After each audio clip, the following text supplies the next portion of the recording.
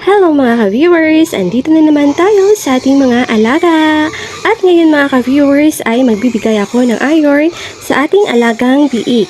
Sila yung mga anak ng aming inahin na si Mommy Pretty. Thank you Lord talaga dahil binigyan tayo na 11 biik. So ayun mga ka-viewers, andito tayo para bigyan sila ng 1 ml iron para maging masigla sila, maging malusog at iwas anemia. So ayan mga ka-viewers, nagbibigay talaga ako ng iron sa ating mga alagang biik pagdating nila ng 3 days at inuulit ko ito pagdating naman nila ng 14 days at pagdating nila ng 25 days ay nagbibigay pa rin ako ng 1 ml iron sa ating mga biik mga ka-viewers para maging malusog sila, maging masigla at para iwas anemia. So yun lang mga ka-viewers, sipag at syaga lang tayo para tayo ay umasenso sa ating buhay. Salamat sa panonood ng aking Tyrus!